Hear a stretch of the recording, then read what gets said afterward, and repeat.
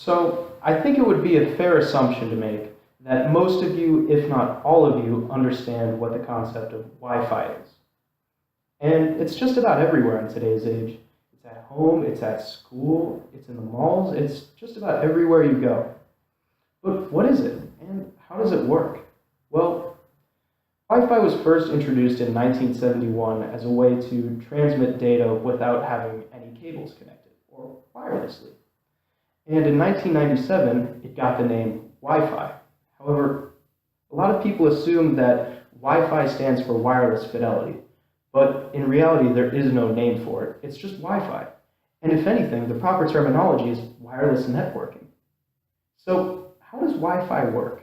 Well, Wi-Fi is a form of technology which offers wireless internet connections through the use of radio frequency waves, which in turn can also be easily interrupted by sources that use radio waves just like that. So let's start with the radio waves. I want you to imagine the radio in your car. The radio in your car picks up radio frequency waves transmitted from a tower. And when it picks up those waves, it gives you the message or whatever radio station you're listening to.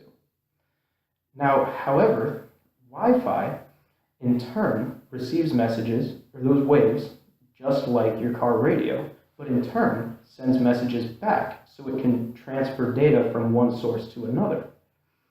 Now, this is a lot different compared to the old Ethernet cables. And Ethernet cables were just a direct way to transmit data while using wires. So here, I'm going to break it down for you. So over here, you have your basic internet source. Then it moves to the switches or the routers, controllers, whatever you want to call it, and this is the thing that you have in your home. This is what produces the radio frequency waves. And here they are being sent to the computer, and your computer will collect these waves and send them right back. And that's how you know that you're connected to the internet and transferring data. Now, Ethernet cables are a little bit different. They just transmit an electrical signal directly to your output device, which is mainly computers, mainly desktops specifically, and larger computers that can't really use Wi-Fi to download things. But now that you understand how Wi-Fi works in terms of radio frequency waves, you need to understand that it's really easy for those waves to be disrupted.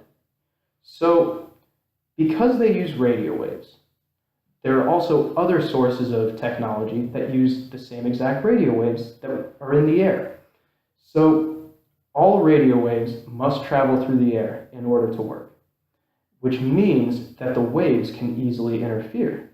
And the thing that's really surprising is that there are so many types of devices which produce these interferences that you might not even expect.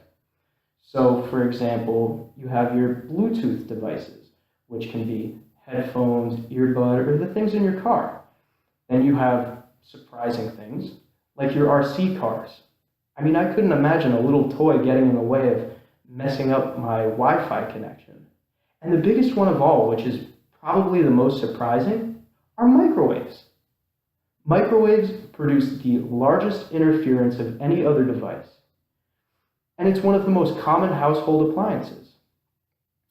Well, I think that now you have a solid understanding of, or at least a general understanding of how Wi-Fi works in terms of using the radio frequency waves, and how other objects use radio frequency waves just like it and are pretty easy to interrupt.